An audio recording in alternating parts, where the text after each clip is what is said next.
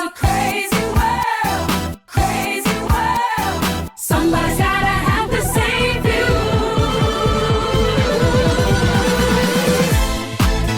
It's a crazy world. It's a crazy world. Somebody's gotta have the same views.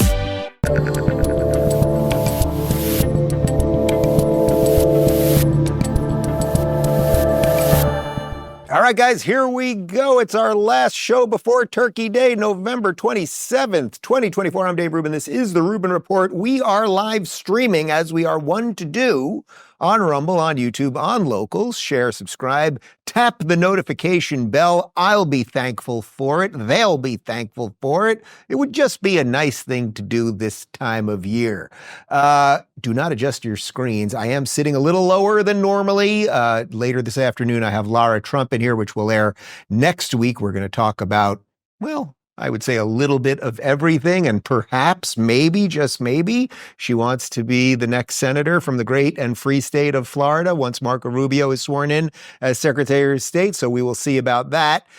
There will be no live show tomorrow. You're getting the day off. I hope you enjoy it with friends and family and a lot of food, and you drink good wine and eat all the stuffing and the mashed potatoes and all the pie and everything else that you can do. And today's show is just a little bit of a catch up on a few things that we weren't able to get to earlier in the week. A little bit from my appearance on Jordan Peterson's 500th podcast, and then an assorted cast of characters from Bill Clinton to Sage Steele, Joe Biden, and more. Before we do any of that, let me talk to you about TWC Black Friday, guys. The Wellness Company wants you to make America healthy again, and they want to start with you. From innovative supplements that keep you in optimal health to emergency kits that give you peace of mind for the unexpected, the Wellness Company has everything you need to give thanks to yourself this fall season. And here's the best part. Their biggest sale of the year, Black Friday deals, start on Thanksgiving Day. You can save up to 25% on supplements, emergency kits, and memberships. Yes, all the well care you need delivered straight to your door. This is the best time of year to stock up, grab your favorites, and enjoy those extra savings. Head on over to twc.health/Rubin and unlock amazing Black Friday deals. But don't wait, the sale ends Sunday night, December 1st. Take advantage of this short window to stock up, try something new, or grab gift cards for your friends and family. Again, that's twc.health/Rubin. Discounts are automatically applied at checkout because remember, you can't put a price on your health. Okay, so let's dive in. So I'm sure many of you, I hope many of you watched the entire 2.5 or 3 hour sit down that I did with Jordan Peterson in Arizona for his 500th podcast. And it was the same week, almost to the day, 8 years ago, that we had sat down the first time on Skype when Jordan was a little-known Canadian psychologist dealing with some free speech issues in Canada. And I was at, really, in many ways, sort of the beginning parts of the Rubin Report. So it feels like many lifetimes ago for both of us. And we got into that and a whole bunch more. But here, I want to show you two clips from this. Here we talked about how close we got to a Kamala Harris presidency, if she was just the avatar, but how the Democrats really could have taken this thing if they had just been just a hair better than they were, and they just couldn't control themselves. If they would have been, I bet you 10% better, we would not be in this situation right now.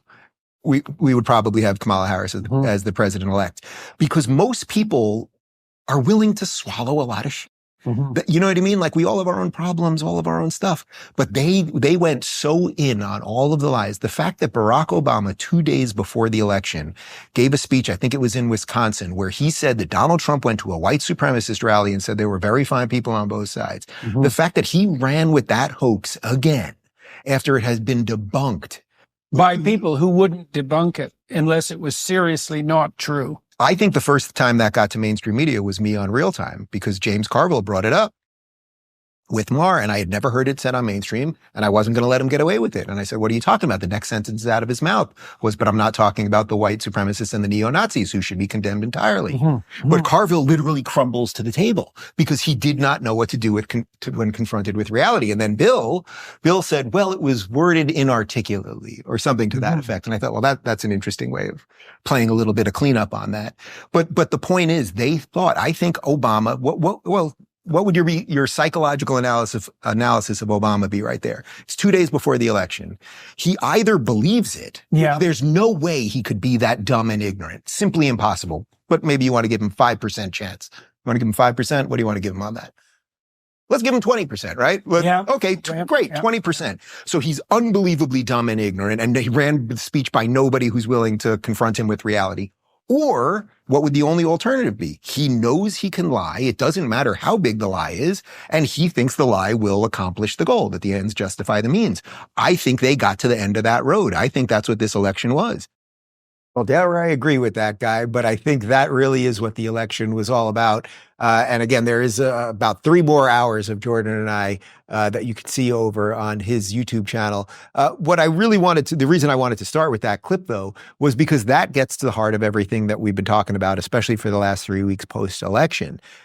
Are we going to take the lies or not anymore? And I think suddenly something has happened. The election was clearly a decisive win for the people that will not take the lies. But now I'm seeing something else happen, which is that even the people who have been swallowing the lies this entire time are starting to take them a little bit less. And it will be our job, with a little grace and humility, to take people who've been voting the wrong way, might have said a lot of bad things about us, lied about us, tried to wreck our careers or whatever it might be, in our own homes and everything else, to bring them over to the light side. That's going to move right now. One other clip from the Jordan Peterson podcast. Here we were discussing what sort of brought together this wide array of people, for those of you that have been with us for a while, when that whole intellectual dark web IDW thing came together. And it largely started in my garage about 6 years ago, sitting down with all of these people who should have had nothing to do with each other, whether it was Tucker and Rogan and Brett Weinstein and Jordan and Ben, et cetera, et cetera. What brought us all together, and how is that kind of connected to where we're at right now as well? I think it's analogous in some ways on the political side to what happened with the media, the new media that we were describing.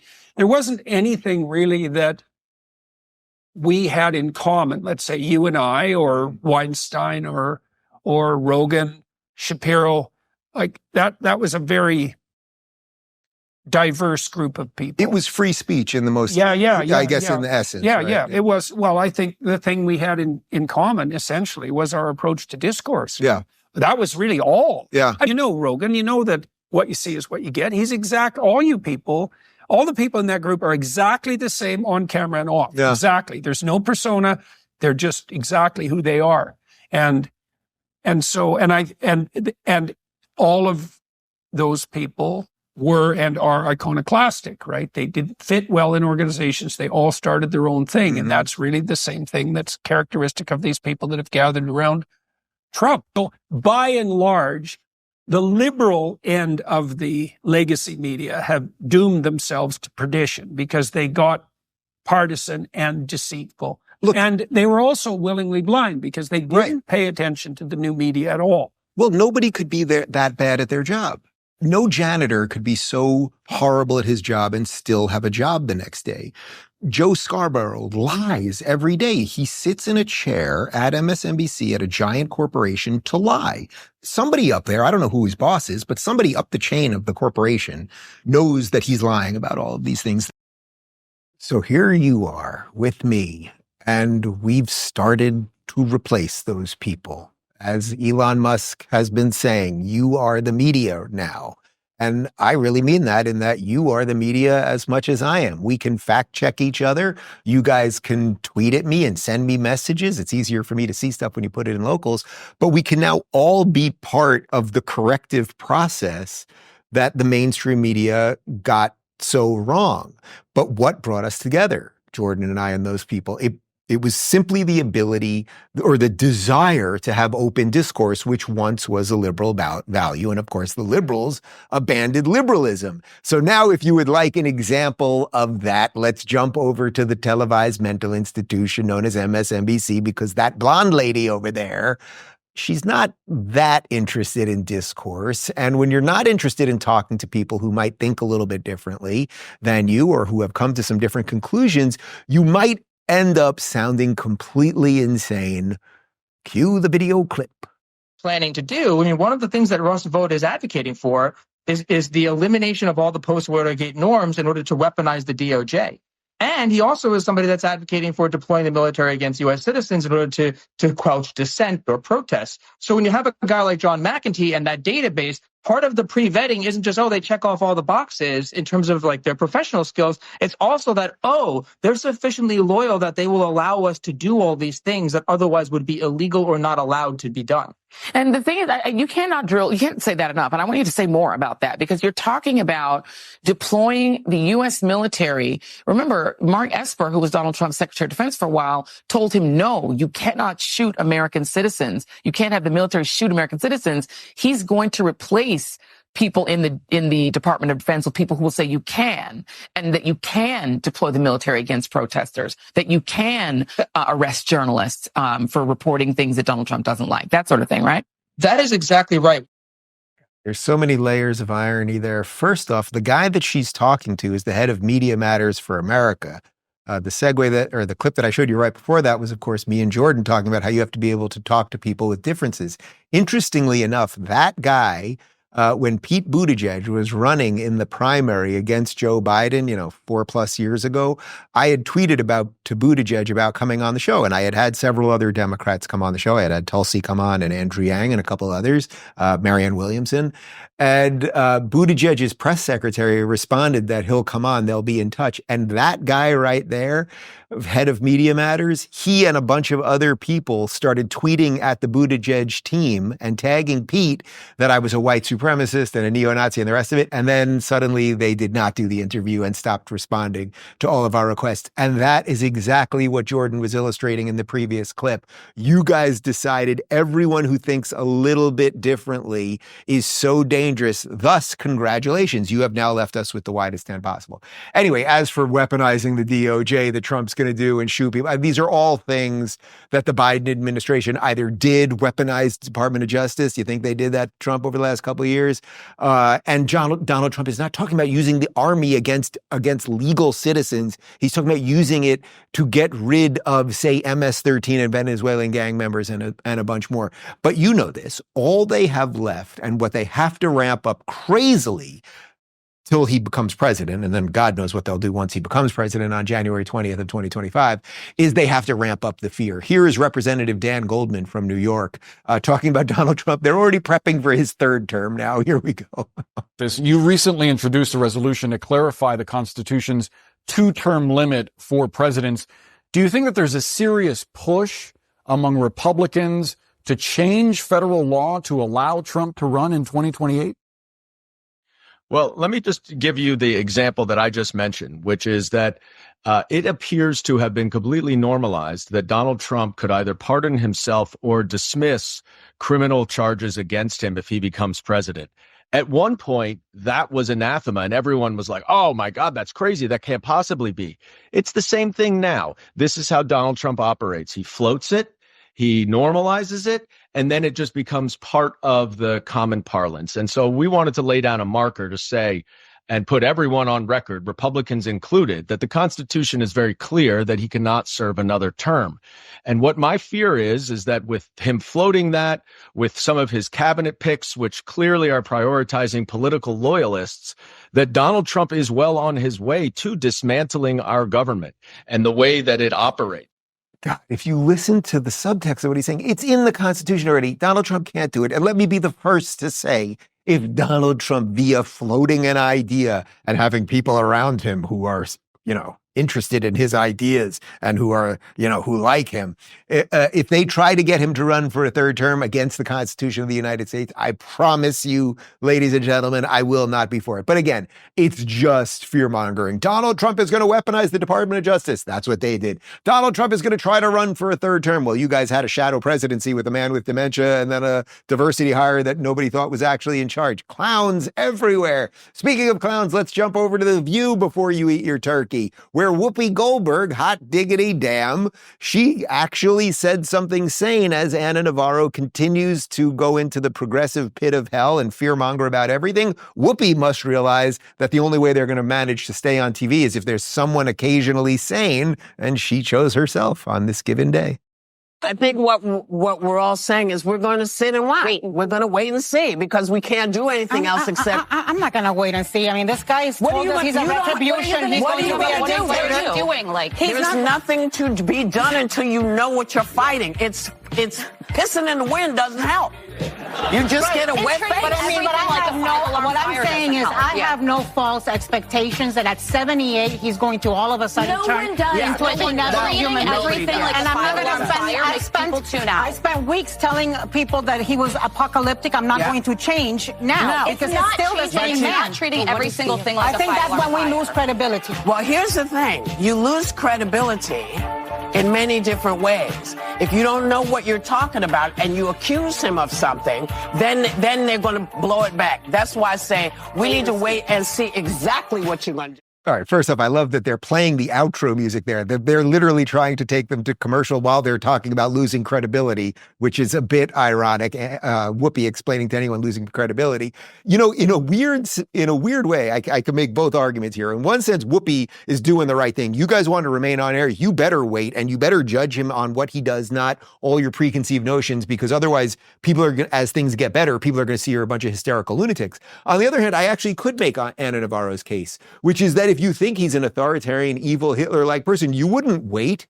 You wouldn't to do whatever you were going to do to start your revolution or stop sleeping with your husband in the name of stopping Trump or whatever it is that you people are doing. You wouldn't do it, right? If Hitler came to power and you're like, oh my God, Hitler's going to be in charge in 2 months, like you'd start doing some shit. So in some sense, I can make Anna's argument, but I think Whoopi is doing something I would say a little more long-term healthy for her career, which in essence is like, hey, everybody calm down and then we'll see what's what.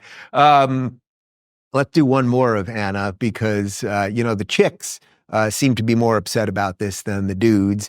And Anna wants everybody to, take a bath before they launch the big resistance movement that she apparently is going to lead from Florida. This does feel different than 2016. In 2016, at this time, the Women's March was being planned. That began getting planned the election night. And it began with a Facebook post of a housewife in Hawaii. And it turned into millions of women marching all over the country the day after the inauguration.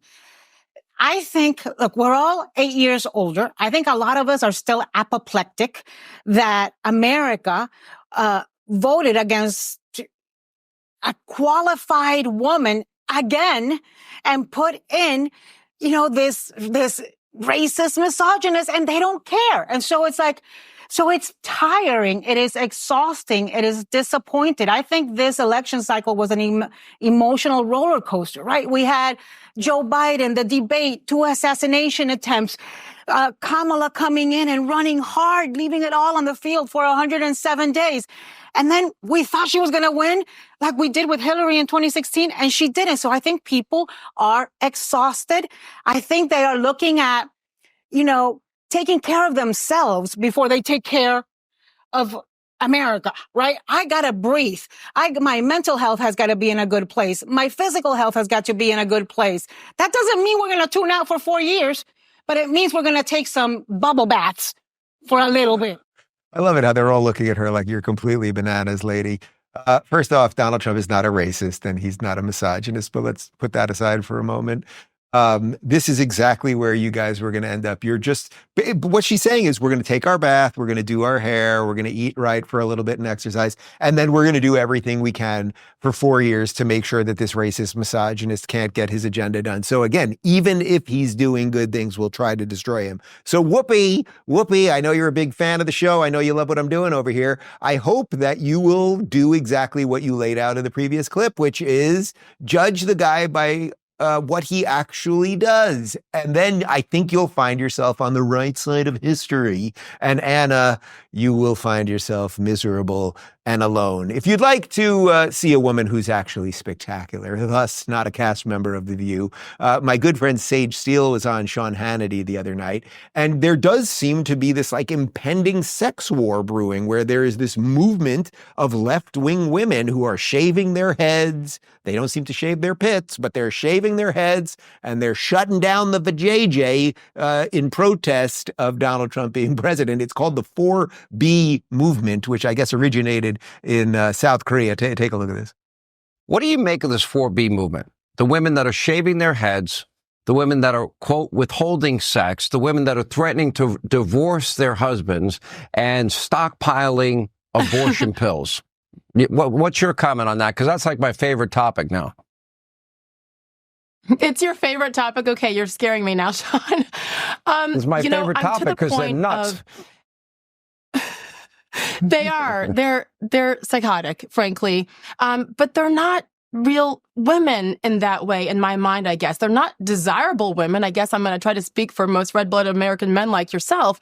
At the end of the day, I do think, and I'm not trying to be mean or insensitive, but I do think the Trump derangement syndrome has just gone off the cliff here. And there is something wrong upstairs in my mind for so many of these women who are reacting that way. And the scary thing is that I think a lot of them are smart, educated women who are choosing to believe these things. And that's why the Democrats have pushed it for so long, though, because it has proven to work. This is the first time, though, to the shock and dismay of the left, that it hasn't worked. And I look at some of the demographics from this past election, which is 3 weeks ago yesterday, hard to believe.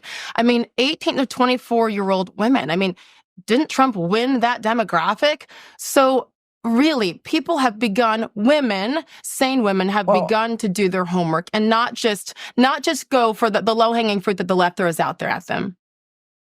Steele, ladies and gentlemen, a smart, thoughtful, beautiful woman who realizes that you shouldn't be voting just on how badly you want abortions, but you should be voting on things. If you were voting from, let's say, a female perspective, you might want to vote on things like safe cities and a secure border. And women also care about the economy, and some women even care about foreign policy and a whole bunch more. But we have, and it's thanks largely to people like Anna Navarro, you have left a lot of women shaving their heads, shutting down the vaginas, and we're going to have a burst of divorces because things will get better under Trump, and you will have women who are not emotionally coped to deal with it, and they're going to start hating their husbands, and you people are literally going to break up families over politics. Let's jump over to Bill Clinton, a man who once was smoking a cigar and then put it inside an intern while he was on the phone in the White House. He was on a call with Trent Lott, who I believe was then House Majority Leader. That's Bill Clinton who did that. Hillary Clinton said the whole thing was a big right-wing conspiracy theory. And Bill has suddenly come around and started to realize that on the internet, people are thinking different things than on mainstream. I did my best to help this time. I didn't want to go to any big rallies and big television things. I just wanted to get in the country. Just go out and talk to people.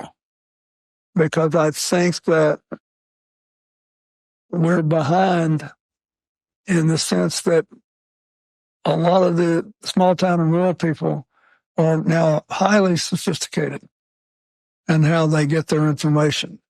And there are zillions of new websites now,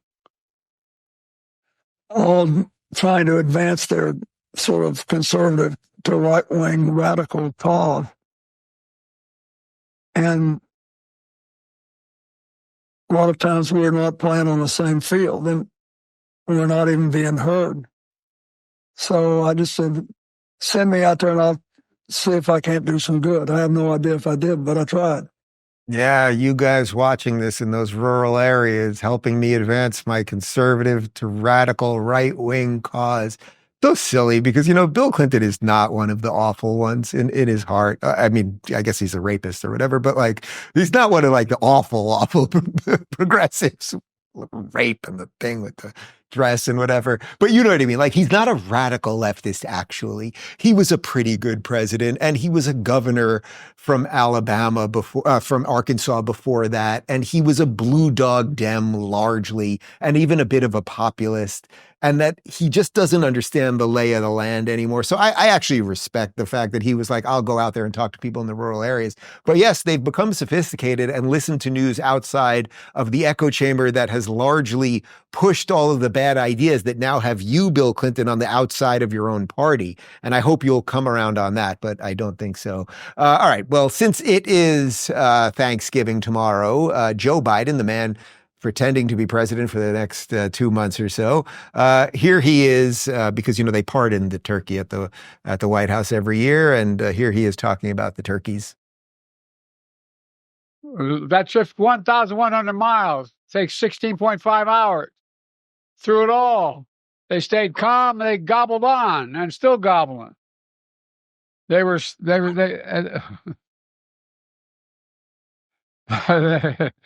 stayed nice listening to their favorite music. which apparently includes the song Living on a Prayer. Oh, that was a joke. Living on a Prayer, Bon Jovi. It's just like this thing is just ending in such a pathetic fashion. And just one more thing before we get to a Rubin Report community Q&A. I saw this yesterday, and this is just how people fall for this propaganda. I just cannot believe. This is from John Lefebvre on Twitter. It costs $60 for a family of 4 to eat at McDonald's, but NBC News wants you to believe that Thanksgiving dinner for 10 people is $58, the most affordable in 10 years. And yeah, they have information there from the Farm Bureau Federation. For 10 people, they're claiming you can feed for 10 people, it would cost $58. A turkey in and of itself is usually about $1.80 a pound, something like that. You need about 15 pounds of turkey for 10 people at least. Like that basically takes up 2/3 of your budget. If you're feeding 10 people on $58, I would love to see it. I probably don't want to eat at that table, but I would love to see it. But I do, of course, wish everybody a wonderful, happy Thanksgiving. We're going to do a Rubin Report community Q&A in just a second, but first let me talk to you about 1775 coffee. Guys, Peaberry coffee isn't your average bean. It's coffee's best kept secret. Only 5% of coffee beans grow as peaberries, making them denser, more flavorful, and packed with bold energy to kickstart your mornings. This isn't just coffee, it's a richer, more powerful brew. 1775 Peaberry coffee is for those who refuse to compromise. Each bean is hand-picked at high altitudes for that smooth, powerful kick you need to fuel your day. No corporate crap, no woke nonsense, just the best coffee you'll ever taste. And it's not just about the coffee, it's about what it stands for, whether it's Peaberry, dark or medium roast, or the new mushroom blend. 1775 coffee is about quality, freedom, and living with purpose. Head on over to 1775coffee.com, grab your Peaberry, and join the coffee revolution. Use code Rubin to save 15%. Your mornings deserve better. Brew Rebellion. All right, Elizabeth says, what is something that has happened in your life that at the time you were really unhappy about, but now you are thankful for? Oh boy, I could probably come up with like a million things, probably career-wise, that I was unhappy about at different points. Well, I guess the easy ones would sort of be like, when I was doing stand-up in New York City, you'd have to go to all of these different clubs, and you had to pass at the clubs. And at one time, I think I was the youngest comic ever passed at the Comedy Cellar, which was like the hottest club in the city, at least back then, 20-something years ago. But I once went to not the Comedy Store, the one on the Upper East Side. Could you Google it for me? What was the comedy club on the Upper East Side? Probably in the East 80s. It was called Comic Strip Live. And I really wanted to get past there. And I had been on fire for a couple months, and I really perfected my set. And I wasn't very scripted up there, but I was like, I knew they liked scripted stuff. I was like, I gotta perfect it. And I just did not have a good set. I fought all of my instincts. There was some like heckling going on in the crowd. And normally when I would have played with that and gone with it and made fun of what was happening there, I just kind of stuck to the script. So I never passed the comic strip. Doesn't really matter. It all kind of worked out. But the point is you just keep going. You just go and go and go. You do things, you screw things up, and if you're doing something right and you just aim at something, right? Aim at something and you will get something close to it. I really do believe that. Bill says, ever wonder what the current cost of handling 10 million illegal immigrants is? How many NGOs are employed by the feds to process, house, feed, transport all of them? Inquiring minds want to know. I don't know that anyone's done the proper number crunching on that, but like, this is the thing where people will be like, well, we need all these illegals because they have to take our low paying jobs and they'll work in the fields and nobody wants to. Well, first off, that sounds an awful lot like some sort of indentured servitude or modern slavery. But we have no idea what's going on with any of these costs. And can people who rent apartments to these people and then can't get them out, like what kind of hit they're getting and what it's doing to property values. And if you have entire communities that are taken over, how does that change demographics? And once there are demographic changes, how does it change the businesses and what's going on at the schools? Like there are so many cascading effects. I think that's partly, there were a couple of reasons that the immigration thing became so huge in the last couple of years. It was mostly because of the phone and that people were able to see everything, right? Like the video that I always call back to that I think really mainstreamed the whole thing was when RFK, who still was running as a Democrat, was doing that selfie video at the border in Arizona, I think. And all these people are walking by and he just starts listing off countries of where they're from. And I think that thing went so mainstream and people were like, wow, there really is a problem here. But then when you start seeing it in your communities and you start realizing, boy, there are fentanyl problems now and there weren't fentanyl problems before? And why are we letting our great cities being taken over by all of this stuff? So who knows what the actual cost is?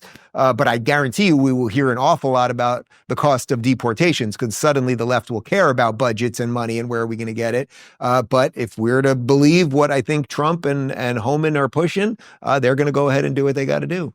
Darslight says, for the celebrities leaving the U.S., I have read that some people think it is related to Diddy and Trump is just an excuse. I mean, there's so much weirdness there. I don't know what's true. One thing that was making its way online was that Ellen DeGeneres, who now is she moved with her wife, Portia de Rossi. I guess they moved to the UK. Wait till she finds out what the jihadists think of lesbos over there. But there's this video from a few years ago on her show where she brought out a bunch of kids and then she had Diddy surprise them and they were all talking about how much they love Diddy. And like, there's just, I don't know any more than you do, but something weird is there. Why is it that a guy like Usher, a few weeks before the election, goes on The View and says, I'm not going to endorse anyone, and then just days later is on stage at a Kamala rally endorsing Kamala? The same thing happened with, what's her name? Who's the girl with the bucket and the wet thing and the bucket? Cardi B did the same thing. She hated Kamala and then suddenly was up there endorsing Kamala, although the teleprompter went down and she didn't know what to say. So I don't know what all that is. It's gross one way or another. Talway says they have no problem toppling the Jenga tower to make things hard for the incoming administration. That way they can blame Trump for all the problems on day one. Well, look, that's why I was trying to be as vocal as possible for the last couple of weeks to encourage the Biden team. Don't go crazy for these 2 months. Pave a road out of this that gives things to Trump in a nicely tight package, a beautiful handoff. And then Trump can clean up probably what's going on in the Middle East and clean up what's going on with Ukraine and clean up the border and everything else. You don't have to placate to the crazy lefties. I think the biggest worry about that Jenga tower going down is that they are going to get the Ukraine war to go real hot. We are now striking further. In that we are giving Ukraine weapons, are striking further into Russia than ever before. At what point does Putin just say enough is enough? And if he, in some sense, if you're Putin, you're like, wait a minute, Trump's about to take office January 20th. If I'm ever going to do anything, I got to do it now. Like that's not backing Putin or liking Putin. That's just real politic. So who knows what else they can wreck on the way. But I do hope if there's anyone sane around Biden right now, they just realize the cultural shift. They realize that Donald Trump is not Hitler and they give him a chance to do some good things and don't just give him, the wreck Jenga play set on the floor. Lil Fella says Rachel Maddow took a pay cut of $5 million. She is now paid $25 million for 1 day a week. What a joke. Do you realize how insane that is? When I saw that, I had to double check it because I could not believe it. She was making $30 million. Now, in light of everything that's happening with MSNBC and the ratings collapse, they're cutting her down to 25, but her show is once a week. Once a week? What is with these people? Doesn't Jon Stewart only host the Daily Show once a week now? It's like they don't really want to work. They kind of get everything wrong, but they will cash the check. But 25, even if she was working 5 days a week, that's not worth 25 mil. Anderson Cooper makes 20 mil. And it just goes to show everyone's got a price on their head. At what's the number that you would take to just promote lies all the time? I don't know. Everyone has to think about that for themselves. Mad for Cars says, will Trump change who is in the press room? Well, there's a lot of rumors right now. They've been floating this. I heard Don Jr. talk about it on Charlie Kirk's podcast, that they are going to basically take the press passes away from the mainstream media and hand them to a bunch of podcasters and everything else. Like, I would get in there every now and again. Why not? I think they should leave some for whatever vestige of the mainstream media is there. But it would be great to just mix it up a little bit. Stop giving, the people that lie over and over. So Washington Post and Politico and New York Times, it's like, okay, maybe you guys could be there, but you don't get the front row. And maybe you can't always be there. And guess what? There's a whole bunch of guys online that are doing something interesting and they're going to get a chance to ask a much more interesting question. Sounds right to me. It does feel like everything's going in that direction. Dr. Winery Guy says, I was so impressed and admired Neil deGrasse Tyson. He lost so much credibility as a scientist when he vehemently denies reality with his smug, condescending style. Yeah, you're referencing those clips we played earlier in the week. He was on the season finale of Real Time. And the fact that he's still going on and on, that girls might have every advantage boys have in sports, and then he tries to whittle it down. Well, maybe in long distance swimming, and it's just like, dude, get off it. And he's just, it's unfortunate because, you know, science should be the relentless pursuit of truth. I mean, that's the interesting thing. Science and religion should be the same thing, just from different disciplines. If you're interested in religion, you should care about truth, right? And your belief, the leap of faith, the belief is hopefully to get you to something that's true, right? And science is using the scientific method to hopefully attain something that is true. And unfortunately, he's been so muddled by politics that now not only can he basically not tell you that there are biological differences between boys and girls, males and females, but now he also is rabidly against Elon Musk, the guy that is sending us into Mars. And as I mentioned on the show last week, this is the guy who took the mantle from Carl Sagan, the guy who wrote Cosmos.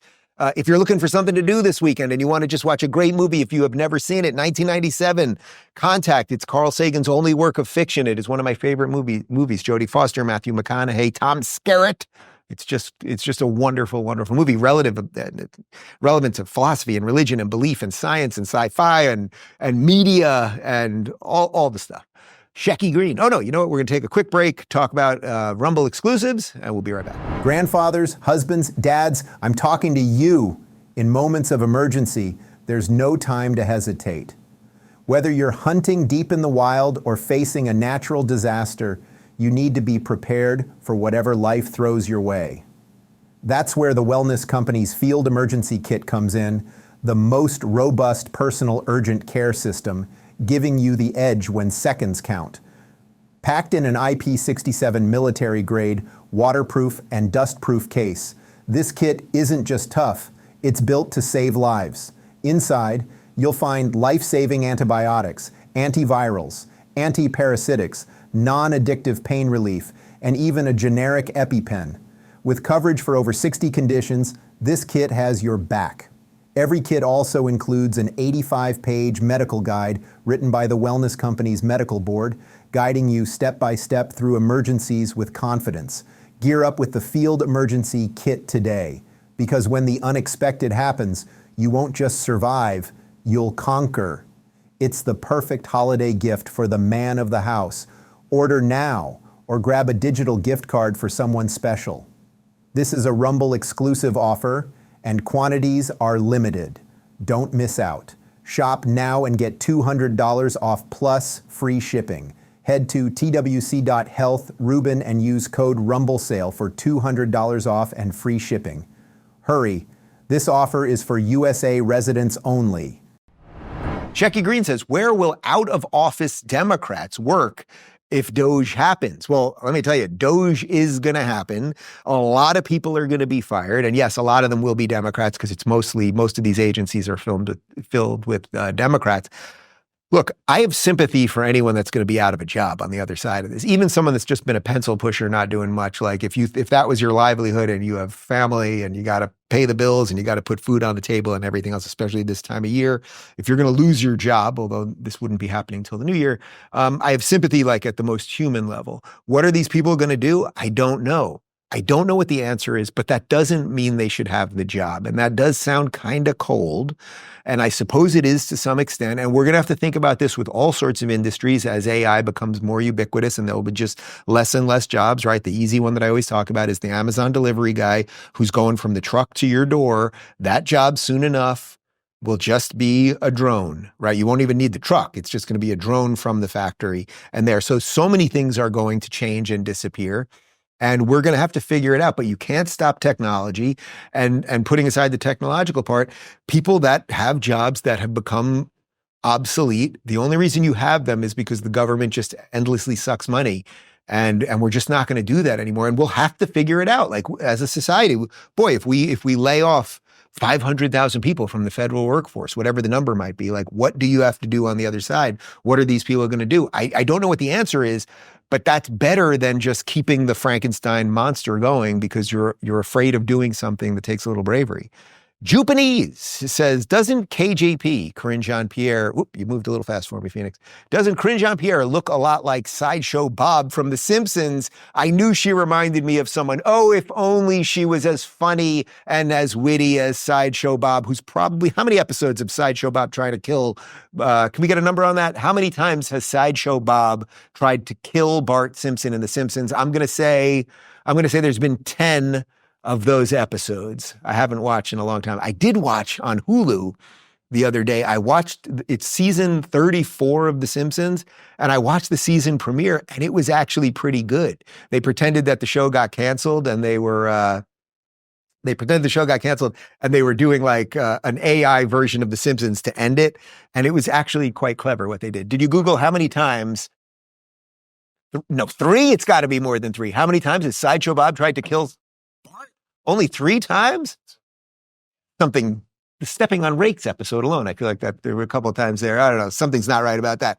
All right, 2 more, and then we got to jump, eat some turkey and all that good stuff. Devarim says, although we are screwed in the UK with the current government, at least when we have a change of administration, it happens almost immediately. We don't have to wait for months while the losers turn things into a dumpster fire. Right. We get this like 3-month craziness where we have a president-elect and the announcement of all the things. You guys and most other Western nations, it's a much quicker flip. So when you guys get rid of Starmer, who's an awful socialist and just terrible, like you guys do it pretty freaking quickly. And that is what most other countries do. One of the things, if you do watch that full 2.5 hours or 3 hours that I did with Jordan, we talk about how Biden, he has this limited window to either fix things, as I said earlier, or just make things much worse. Where right now, Justin Trudeau, he's probably got another 8 to 10 months before elections. And it's like, how much worse can he make things? And I would say it's similar for someone like Starmer, but hopefully the Conservatives take power again in the UK. And finally, Goldie says, Dave, what's on the menu for your Thanksgiving dinner? So believe it or not, this year, we did not buy the turkey until yesterday. And we normally do way in advance, and we get, heritage, organic, like the whole thing, like a big 20-pounder and all that stuff. And this year we've just been so busy with the kids, and I've been busy with the show and just a lot going on at the house. We just didn't do it. So David went to Whole Foods yesterday. They only had 2 turkeys left. It was a free-for-all. He somehow grabbed 2 turkeys, basically ran out like footballs out. We got 2 9-pounders. So we're going to do 2 turkeys different ways. I'm going to smoke one of the turkeys, and then we'll do one a little more traditionally. And then we're doing all the usuals. We're doing the stuffing, and David does a really awesome, what is it? It's soup. It's a soup. Oh, he's going to kill me. He makes it every year. Chipotle, squash. It's a squash, chipotle, something soup. I'll put the recipe up on Locals for you, and we'll put some pictures. And yes, share all your food pictures and what you guys are doing. And I hope everybody takes a little time off. As I said, no show tomorrow for Thanksgiving. I hope you're surrounded by people you love and friends and family. And I hope you're eating some great food and just relaxing and not scrolling this crazy thing all day. And I am thankful for you guys and appreciative for you guys. And I wish you all a very happy Thanksgiving. And we will be back on Monday. Ciao.